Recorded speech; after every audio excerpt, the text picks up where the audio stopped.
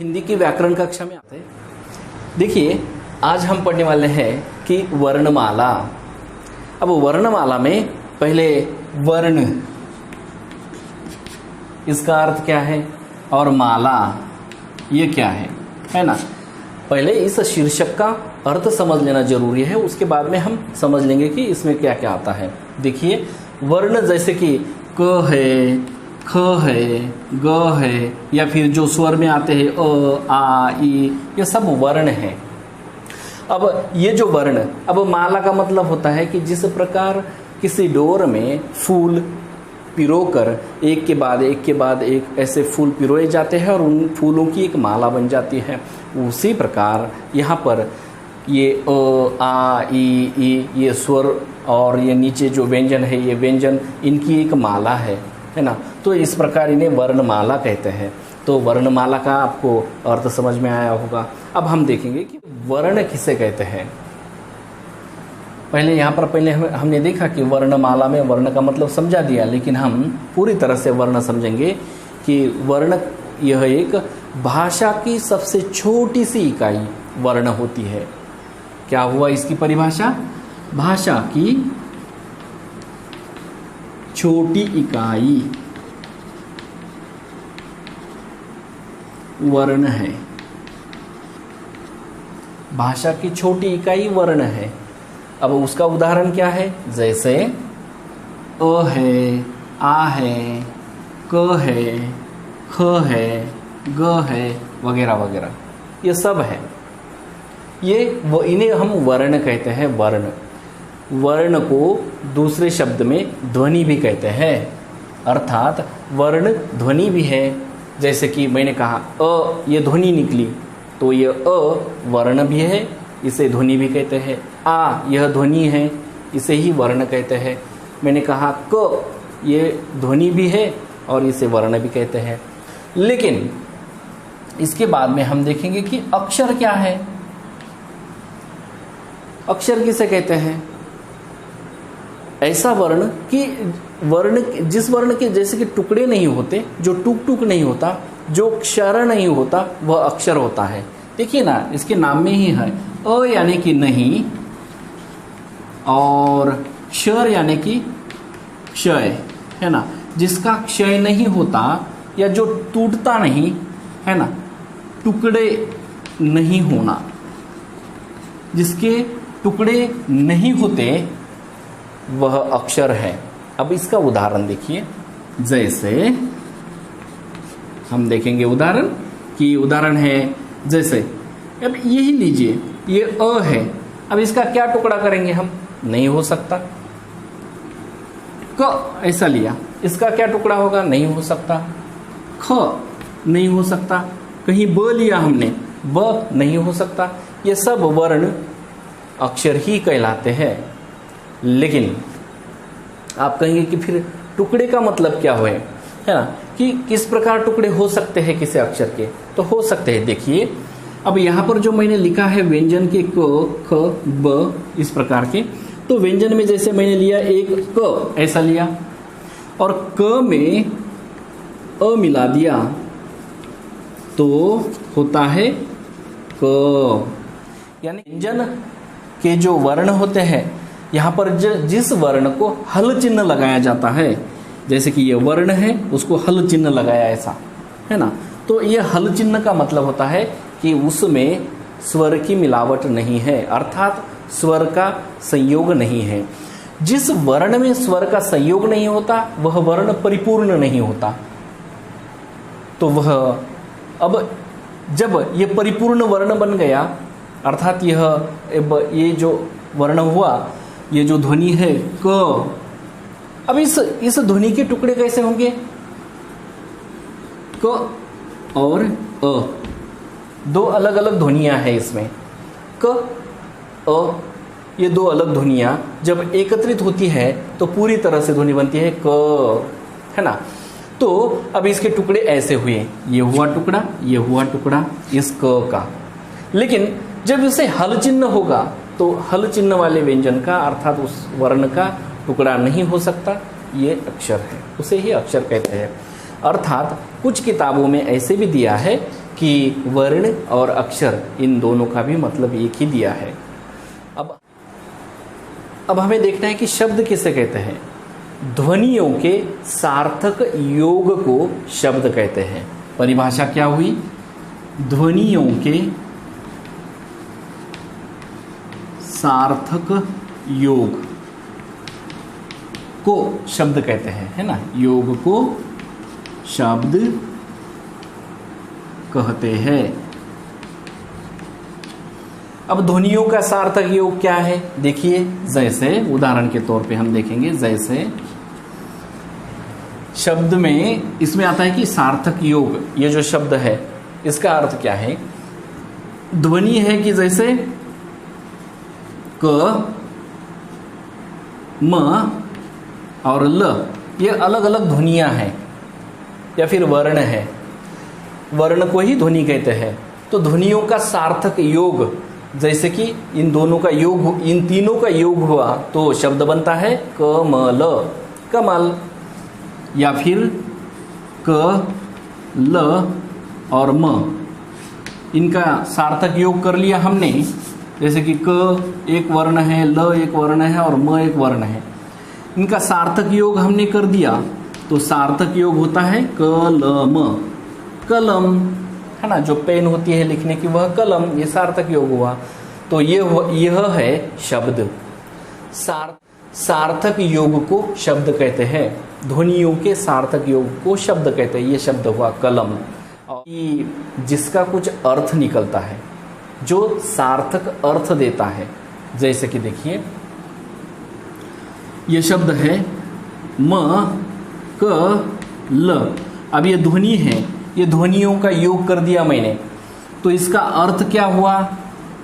यानी कि इन तीनों वर्ण का जो योग है, योग कर दिया तो शब्द मिलेगा हमें मकल। तो मकल का कुछ अर्थ है? नहीं। तो यह सार्थक योग नहीं है। ये योग यहाँ पर हो गया। योग यह होना का मतलब होता है कि जोड़ना। ये जोड़े गए एक दूसरे को, लेकिन इसका अर्थ नहीं हुआ। सा यानी कि योग्य, सा अर्थक यानी कि योग्य अर्थ जो निकलता है, तो वह इसमें नहीं निकलता। इसलिए ये सार्थक योग नहीं है, इसलिए ये शब्द नहीं है। ये सार्थक योग हुआ, इसका अर्थ भी निकलता है कलम का, कमल का, इसलिए ये शब्द कहलाते हैं। ठीक है, अब समझ में आया होगा। तरफ हिंदी की वर्णमाला देखिए, वर्णमाला में शुरुआत में आता है स्वर। बताइए स्वर। स्वर है अ, आ, ई, उ और री, है ना। मराठी अब है ए, आए, ओ, आओ, इस प्रकार। अब ये कितने स्वर हैं? 1, 2, 3, 4, 5, 6, 7, 8, 9, 10, 11, यानी कि 11 स्वर हैं। कितने स्वर? 11। अब इतने ही है क्या? नहीं, उसमें वो कहा गया, ये जो अनुस्वार वाला, ये जो विसर्ग वाला, जिसे हम और आहा ऐसा कहते हैं, तो इसे अयोगवाह स्वर कहते हैं। अयोगवाह स्वर भी हम देखेंगे। अब है अयोगवाह स्वर। अयोगवाह स्वर देखिए, इसमें अयोगवाह स्वर में जैसे कि अनुनासिक, अनुस्वार और विसर्ग ये आते हैं, है ना। अब अनुनासिक में कैसा चिन्ह होता है? अनुनासिक बोले तो यह चंद्र और उसके ऊपर एक बिंदु, इसे कहते हैं चंद्र बिंदु। अनुनासिक को दूसरे शब्द में क्या कहते हैं कि चंद्र बिंदु। अब अनुस्वार का चिन्ह क्या कैसा है? यह अनुस्वार का चिन्ह है। अब विसर्ग चिन्ह कैसा है? यह विसर्ग का चिन्ह है। इस प्रकार अब ये 3 अयोगवाह स्वर हुए। 11 स्वर, 3 अयोगवाह स्वर, कुल मात्र कितने होते हैं फिर? 11 और 3 14 स्वर। कुल स्वर कितने हुए? 14 होते हैं। ये 3 और ये 11 हुए 14 स्वर। तो हिंदी वर्णमाला में स्वर कितने हैं? 14 स्वर है, यह याद रखिए। अब हमें देखना है कि स्वरों के 2 भाग होते हैं, यानी कि 2 प्रकार होते हैं उसके। अब उसके 2 प्रकार कौन कौन से हैं स्वर के? देखिए, वह भी अभी हम देखेंगे। स्वर के भेद। स्वर के भेद कौन कौन सा? पहला भेद है ह्रस्व स्वर, और दूसरा है दीर्घ स्वर।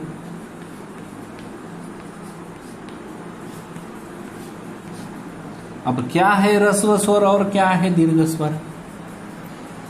ह्रस्व का अर्थ होता है कि जिस वर्ण का उच्चारण करते समय उसका जो ध्वनि निकलता है वह ध्वनि बहुत हल्के से निकलता है, वह ह्रस्व हुए।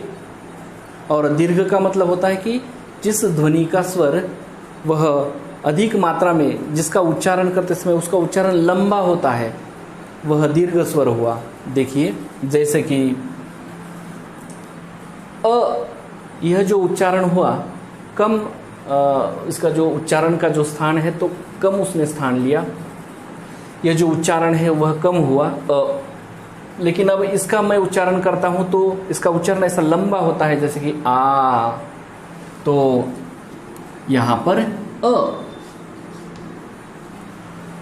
आ, तो अ हुआ ह्रस्व और आ यह हुआ दीर्घ। अब लेना है ई। ई ऐसा कहा मैंने, लेकिन इसको कैसा कहूंगा कि इसे हम पढ़ेंगे ई। इसे कैसा पढ़ेंगे? ई। तो इसका उच्चारण जो है ऐसा लंबा हो रहा है, ई। तो यह पहली वाली जो ई है यह ह्रस्व में आएगी, दूसरी वाली ई दीर्घ में आएगी। तो यहां पर लिखेंगे ई और यहां पर भी लिखेंगे ये बड़ी वाली ई अर्थात दीर्घ ई। अब हम आगे देखेंगे ऊ। ऊ, ऊ उच्चारण का जो हम जो उसका उच्चारण कर रहे हैं, उच्चारण में उसका जो ध्वनि है वह कम ही निकल रहा है, लेकिन ऊ का उच्चारण करते समय वह ध्वनि लंबे समय तक चलता है कि ऊ। तो इसमें ऊ यह हुआ ह्रस्व और ये ऊ जो है यह दीर्घ में आता है। अब है री। री, री ऐसा नहीं होता, इसका उच्चारण कैसे होगा? री। तो यहां पर लिखेंगे हम री। री है ह्रस्व। अब आपने सुना होगा कि इसे रू भी कहते हैं, लेकिन रू मराठी में कहते हैं उसे, जैसे कि रूनी, ऋषि, है ना। लेकिन हिंदी में इसका उच्चारण री, यानी कि ऋषि, रीनी, ऐसा। जैसे कि हम आपके ऋणी हैं, हम आप और हिमालय पर बहुत सारे ऋषि तपश्चर्या कर रहे हैं, इस प्रकार से। तो री, ओके। अब हम आगे देखेंगे कि री तक आए थे। ए, आए, ओ, आओ। ए, आए, ओ, आओ। इन सब का जो उच्चारण है वह ऐसा दीर्घ हो रहा है, इसलिए ये सभी दीर्घ में चले जाएंगे। जैसे कि ए, आए, ओ, आओ, ये सब दीर्घ में चले गए। तो ह्रस्व स्वर कौन कौन से हुए? अ, ई, उ, री। कितने हैं? 4। दीर्घ ह्रस्व स्वर 4 हो गए। अब देखना है कि दीर्घ स्वर कितने आते हैं। तो दीर्घ स्वर में आता है कि आ है, आ, ई, उ, ए, आई, ओ, आओ। ये कितने हुए? 1 2 3 4 5 6 7। ये होते हैं 7। कुल मिलाकर कितने हैं ये? दीर्घ स्वर 7 है। और ह्रस्व स्वर 4 है। 7 और 4 कुल कितने हुए? 11। तो 11 तो स्वर आए हैं यहाँ पर, ठीक है। तो 11 स्वर के ऐसे 2 अलग अलग भेद हुए, ह्रस्व स्वर और दीर्घ स्वर हो गया। तो आपको ये इतनी बात तो आपको पता चली होगी कि स्वर क्या है, स्वर के कितने भेद है, स्वर में और अयोगवाह स्वर किसे कहते हैं। अब हमें मुड़ना है व्यंजन की तरफ। अब हम देखेंगे व्यंजन। क, ख, ग, घ, ङ। इसे ङ ऐसा कहते हैं, ङ। ये ड जैसा दिखाई दे रहा है ना, तो इसे ङ ऐसा कहते हैं। च, छ, ज, झ, न। ट, ठ, ड, ढ, ण। त, थ, द, ध, न। प, फ, ब, भ, म। य, र, ल, व।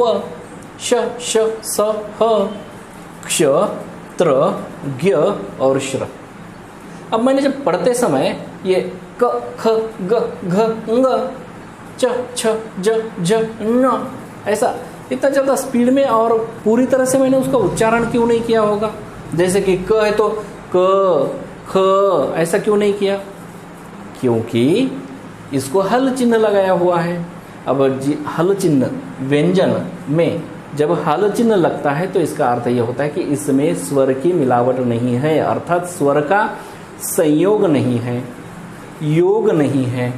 जब मैंने इसके पहले भी बताया था आपको कि जब ये क है और हल चिन्ह वाला क में अ जमा कर दिया तो होता है क।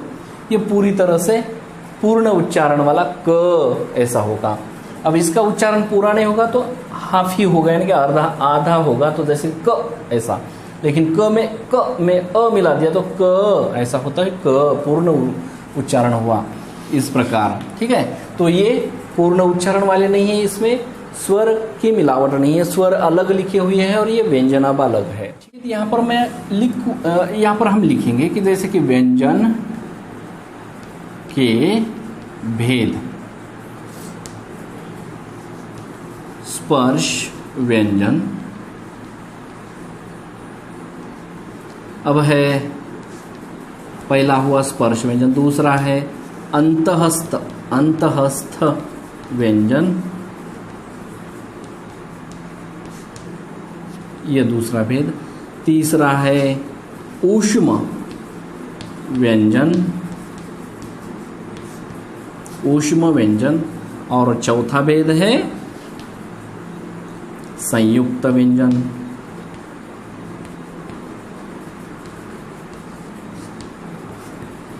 ठीक है, ये 4 भेद हुए। अब इस 4 भेद का भी हम अध्ययन करेंगे एक एक करके। देखिए स्पर्श व्यंजन, कौन कौन से स्पर्श व्यंजन हैं यहीं पर मैं आपको कुछ ऐसा चिन्ह करके दूंगा। देखिए क, च, ट, त, प, ये स्पर्श व्यंजन में आते हैं। क, च, ट, त, प, है ना, शॉर्ट में हम कहेंगे क, च, ट, त, प, क, च, ट, त, प। तो यहाँ से लेकर यहाँ तक यह है स्पर्श व्यंजन। स्पर्श व्यंजन कितने हैं स्पर्श व्यंजन? एक, जैसे कि क, तो इस वाले इस धार में यानी कि इस माला में, एक माला में कितने हैं? 5 हैं। तो ऐसे देखिए कितनी मालाएं हैं, 1 2 3 4 5, यानी कि 5 मालाएं हैं।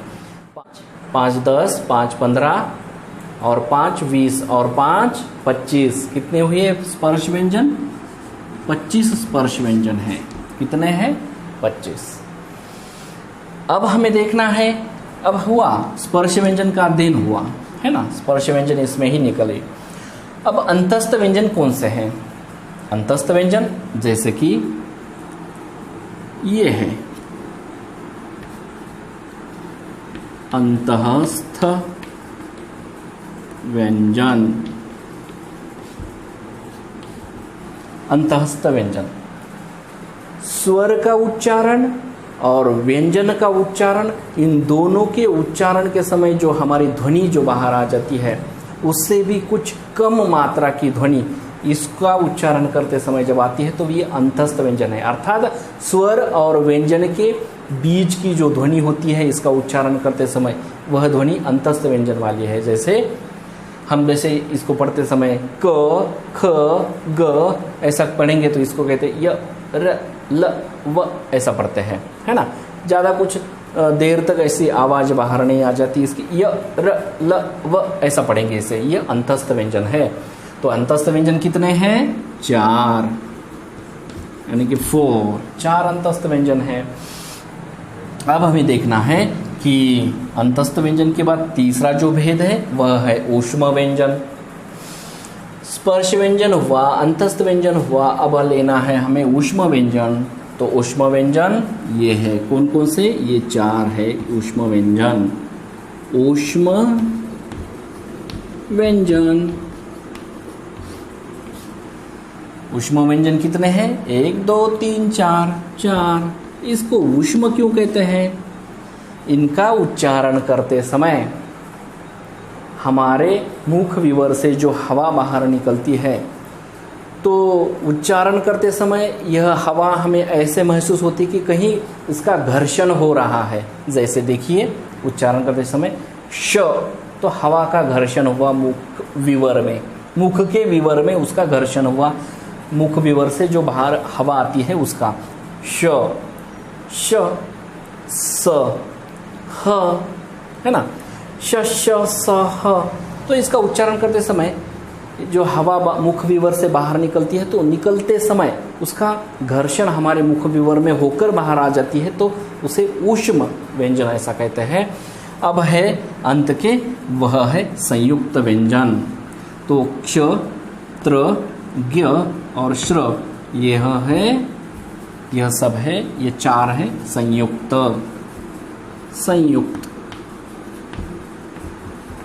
व्यंजन। अब हमें देखना है कि कुल कितने व्यंजन है इस वर्णमाला में, हिंदी वर्णमाला में कितने व्यंजन। स्वर का तो हमने देखा, कितने स्वर हुए कुल स्वर हुए थे हमारे 14, अयोगवाह को भी मिलकर 14 स्वर हुए थे। अब लेना है हमें देखना है कि व्यंजन कितने हैं। देखिए इनकी जो गिनती है हम गिनती करेंगे। यहाँ पर संयुक्त व्यंजन भी 4 है, नीचे ही स्पर्श व्यंजन है 25, दूसरा अंतस्थ व्यंजन ये है 4, ऊष्म व्यंजन ये भी है 4, अब है संयुक्त व्यंजन ये भी 4 है। कितने हुए कुल मिलाकर? 5 और 4 होते हैं 9, 13, 17, 7, 1, 2 और 1 3, 37 हुए। कितने हैं? 37 व्यंजन। कितने हैं? 37। कुल व्यंजन कितने हैं? 37 व्यंजन हुए। तो हमारे कुल व्यंजन, हिंदी वर्णमाला के कुल व्यंजन और कुल स्वर मिलाकर वर्णमाला में कितने वर्ण हैं? देखिए 37 व्यंजन और 14 स्वर मिलाकर कितने होती है वर्णमाला में? कितने वर्ण हैं? 7 और 4 11 में 1 यहाँ पर, और 3 और 2 5, यानी कि 51 वर्ण है। कुल कितने हैं हिंदी वर्णमाला में वर्ण? 51। इस प्रकार हमने 51 वर्णों का अध्ययन किया। लेकिन एक बात रह गई, वह बात ऐसी है कि संयुक्त व्यंजन क्यों कहा गया इसे? क्योंकि यह जो व्यंजन है, इस व्यंजन में एक से अधिक दूसरे व्यंजन का संयोग हुआ, तब कहीं जाकर यह व्यंजन बन गया, इसलिए इसे संयुक्त व्यंजन कहते हैं। कि संयुक्त व्यंजन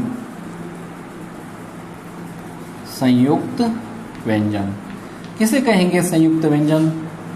मैंने कहा कि ये जो क्ष है, अब इसकी निर्मित यानी कि इसका निर्माण किसी एक से अधिक दूसरे व्यंजन के संयोग से हुआ, इसलिए इसे संयुक्त कहते हैं। अब क्ष का निर्माण कैसे हुआ? देखिए इसका विग्रह करके हम देखेंगे। क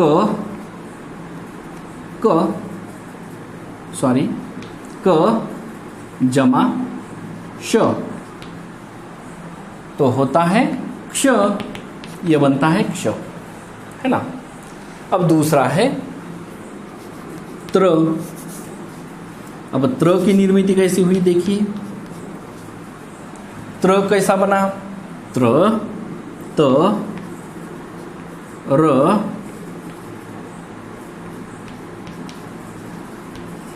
तो र, ये व्यंजन और इसमें कोई स्वर मिला दिया तो एक पूर्ण तरह से यानी कि पूरी तरह से संपूर्ण वर्ण बन जाता है, एक उच्चारण वाली ध्वनि संपूर्ण हो जाती है। तो देखिए त र और अ, त्र क्या ध्वनि हुई है? त्र क श से बनता है क्ष, लेकिन उसमें अ मिलावट हुई तब कहीं जाकर होगा क श अ छ। अब है ज्ञ, ग य अ ज्ञ। अब है श्र। श्र का हम देखेंगे श जमा र, श्र बनता है, इसमें एक स्वर मिलाइए अ, श र अ, श्र, श्र बन गया ये श्र। ठीक है, इस प्रकार से ये संयुक्त व्यंजन है। तो दोस्तों हमने संयुक्त व्यंजन